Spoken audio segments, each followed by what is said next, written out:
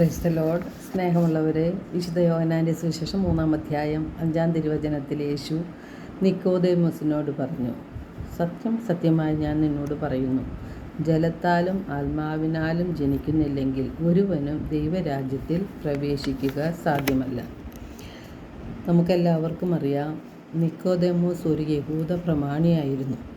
യേശു നിക്കോദേമോസിനോട് പറയുന്നത്, വീണ്ടും ജനിക്കുന്നില്ലെങ്കിൽ ഒരുവനും ദൈവരാജ്യം കാണുവാൻ കഴിയുകയില്ല എന്നാണ്. തുടർന്ന് യേശു പറയുന്നത്, ജലത്താലും ആത്മാവിനാലും ജനിക്കുന്നില്ലെങ്കിൽ ഒരുവനും ദൈവരാജ്യത്തിൽ പ്രവേശിക്കുകയില്ല. ആദവും ഹൗവയും ദൈവകൽപ്പനകൾ ലംഘിച്ച് പാപം ചെയ്തപ്പോൾ അവർ ആത്മീയമായി മരിച്ചു. അങ്ങനെ പാപവും മരണവും ലോകത്തിലേക്ക് പ്രവേശിച്ചു. നാം എല്ലാവരും പാപത്തിന് അടിമയായവരാണ്. പലപ്പോഴും പാപത്തിലേക്കാണ് നമ്മുടെ ചായ്വ് നിൽക്കുന്നത്. നാം ഏതൊരവസ്ഥയിലായിരുന്നു എന്ന് വിശുദ്ധ പൗലോസ്ലീഹ പറയുന്നുണ്ട്. എഫേസോസ് 2-ാം അധ്യായം 1 മുതൽ 3 വരെയുള്ള തിരുവചനങ്ങളിലൂടെ വിശുദ്ധ പൗലോസ്ലീഹ പറയുന്നു, അപരാധങ്ങളും പാപങ്ങളും മൂലം ഒരിക്കൽ നിങ്ങൾ മൃതരായിരുന്നു. അന്ന് ഈ ലോകത്തിൻ്റെ ഗതി പിന്തുടർന്നും അനുസരണക്കേടിൻ്റെ മക്കളിൽ പ്രവർത്തിക്കുന്ന അരൂപിയായ അന്തരീക്ഷ ശക്തികളുടെ അധീശനെ അനുസരിച്ചുമാണ് നിങ്ങൾ നടന്നിരുന്നത്. അനുസരണക്കേടിൻ്റെ ഈ മക്കളോടൊപ്പം ഒരു കാലത്ത് നമ്മളും ശരീരത്തിൻ്റെയും മനസ്സിൻ്റെയും അഭിലാഷങ്ങൾ സാധിച്ചുകൊണ്ട് ജഡമോഹങ്ങളിൽ ജീവിച്ചു. അപ്പോൾ നാം പാപം വഴി മരിച്ചവരായിരുന്നിട്ടും ദൈവം നമ്മോട് കരുണ കാണിച്ചു. ദൈവം തൻ്റെ ഏകജാതനെ നമ്മുടെ രക്ഷയ്ക്കായി ഭൂമിയിലേക്ക് അയച്ചു. യേശു പറഞ്ഞു, ഞാൻ വന്നിരിക്കുന്നത് അവർക്ക് ജീവൻ ഉണ്ടാകാനും അത് സമൃദ്ധമായി ഉണ്ടാകാനുമാണ്. യേശുവിൻ്റെ പീഡാസഹനവും കുരിശുമരണവും വഴിയാണ് നമുക്ക് രക്ഷ ലഭിച്ചത്. യേശു നേടിത്തന്ന രക്ഷ നാം സ്വന്തമാക്കണമെങ്കിൽ നമ്മിൽ വീണ്ടും ജനനം നടക്കണം.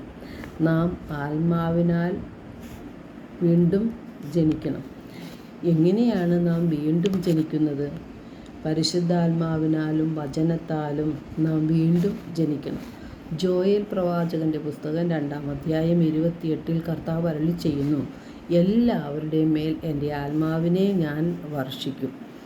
മാമോദീസായിലൂടെ നമ്മെ വീണ്ടും ജനിപ്പിച്ചു. എന്നാൽ പാപം മൂലം നാം ആത്മാവിൽ മരിച്ചവരായി മാറുകയാണ്.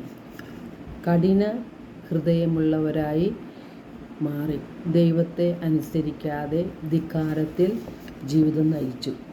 യേശു നേടിത്തന്ന രക്ഷ ഈ രീതിയിൽ ജീവിച്ചാൽ നമുക്ക് സ്വന്തമാക്കാൻ സാധിക്കുകയില്ല.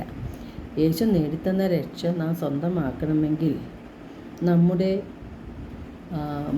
മനസ്സിന് മാറ്റം വരണം, മാനസാന്തരം ഉണ്ടാകണം.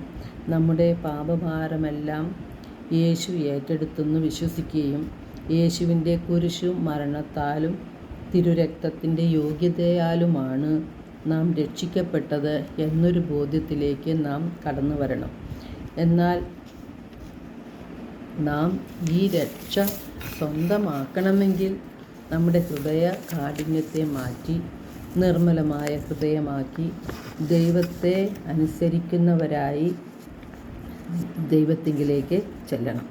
ദൈവത്തിങ്കിലേക്ക് തിരിഞ്ഞാൽ മാത്രമേ നമുക്ക് യഥാർത്ഥ രീതിയിൽ മാനസാന്തരം ഉണ്ടാകുകയുള്ളൂ. മാനസാന്തരം ഉണ്ടാക്കുന്നത് പരിശുദ്ധാത്മാവാണ്. നമുക്ക് പാപബോധവും പശ്ചാത്താപവും അതുവഴി മാനസാന്തരവും പരിശുദ്ധാത്മാവ് നൽകുന്നു. ദൈവത്തിങ്കിലേക്ക് മടങ്ങി വരുമ്പോൾ നാം ആത്മാവിനാൽ വീണ്ടും ജനിക്കുന്നവരായി മാറുന്നു. വിശുദ്ധി കൂടാതെ ആർക്കും ദൈവത്തെ ദർശിക്കുവാനോ സ്വർഗരാജ്യത്തിൽ പ്രവേശിക്കുവാനോ കഴിയുകയില്ല. പരിശുദ്ധാത്മാവ് നമ്മെ യേശുവിൻ്റെ അടുക്കിലേക്ക് കൊണ്ടുവരികയാണ്. യേശുവിൻ്റെ അടുത്തെത്തുമ്പോഴാണ്, അല്ലെങ്കിൽ യേശുവിൻ്റെ ഹിതപ്രകാരം നാം ജീവിക്കുമ്പോഴാണ് യഥാർത്ഥത്തിൽ മാനസാന്തരം നമുക്കുണ്ടാകുന്നത്. യേശുവിനെ വഴിയൊരുക്കാൻ വന്ന സ്നാപക യോഹന്നാൻ യേശുവിനെപ്പറ്റി പറയുന്നത്, ഇതാ ലോകത്തിൻ്റെ പാപങ്ങൾ നീക്കുന്ന ദൈവത്തിൻ്റെ കുഞ്ഞാട് എന്നാണ്. അവൻ പരിശുദ്ധാത്മാവിനാലും അഗ്നിയാലും നിങ്ങളെ സ്നാനപ്പെടുത്തും എന്ന് സ്നാപക യോഹന്നാൻ പറഞ്ഞു. നമുക്ക് പരിശുദ്ധാത്മാവിനാലും ദൈവവചനത്താലും സ്നാനപ്പെട്ട് യേശു നേടിത്തന്ന രക്ഷ സ്വന്തമാക്കാം. എല്ലാവർക്കും ഒരു നല്ല ദിനം ആശംസിക്കുന്നു. ദൈവം നമ്മെ ഓരോരുത്തരെയും സമൃദ്ധമായി അനുഗ്രഹിക്കട്ടെ.